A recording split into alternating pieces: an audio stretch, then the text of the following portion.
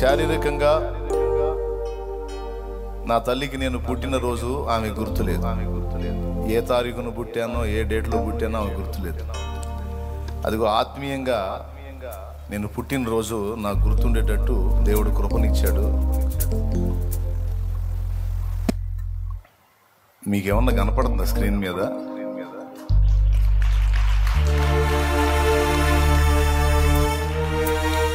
Praise the lord.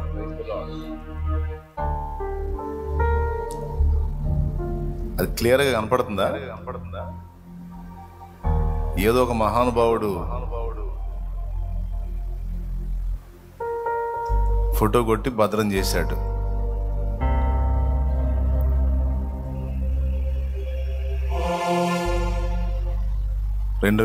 April 17వ తారీఖున నాకు బాప్తిస్మం ఇచ్చి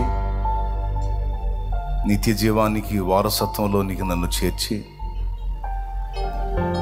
తన పరిచర్యను నెరవేర్చిన దైవజనులు యేసన్న గారు అక్కడ కూర్చుంది. ఆ వెనక నిలబడ్డ గడ్డవాడు ఒకడు ఉన్నాడు చూడండి, కట్టె పొల్లలాగా.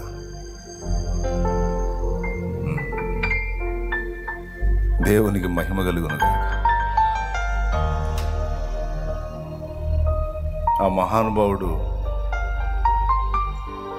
కొన్ని చోట్ల పరిచర్య చేస్తా, నరసరావుపేటలో కూడా చేయాలి సేవ అని అక్కడ కూడా ఓ పరిచర్య ప్రారంభించి ఒక దైవజనుడిని అక్కడ ఏర్పాటు చేసి పరిచర్య జరిగిస్తూ ఉంటే అక్కడ నేను ప్రభువుని దర్శనం పొందిన తర్వాత నేను మొట్టమొదటిగా గారి మందిరం 2002లో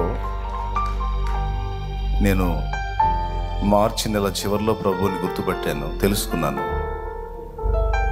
తర్వాత 2002 ఏప్రిల్ 17న మీటింగ్స్ జరుగుతూ ఉన్నప్పుడు ఆ మీటింగ్స్లో నేను కూడా బాప్తిస్మం తీర్మానం చేసుకొని సిద్ధపడి ఆ బాప్తిస్మ ఘట్టం ఎన్నిసార్లు చెప్పానో గుర్తులేదు నాకు, చాలాసార్లు గుర్తు చేశాను మీకు. మొత్తం మీద ఆయన చేతుల మీదుగా బాప్తిస్మం పొంది వేరేగా పాత జీవితం సమాధి చేసుకొని ఆయన నోటి నుండే షాలేము రాజు అని ధన్యకరమైనటువంటి పేరు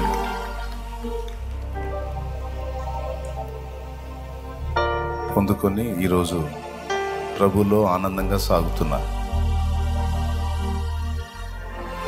అందుకే ఈ సందర్భంగా ఇటు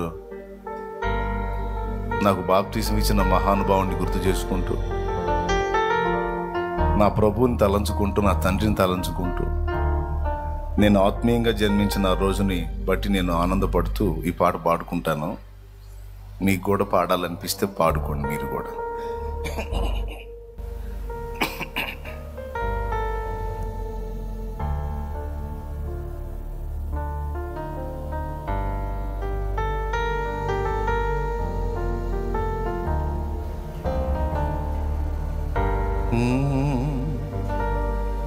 సంతోషంగా ఉన్న వాళ్ళందరూ గట్టిగా ఒకసారి స్తోత్రం చెప్పండి.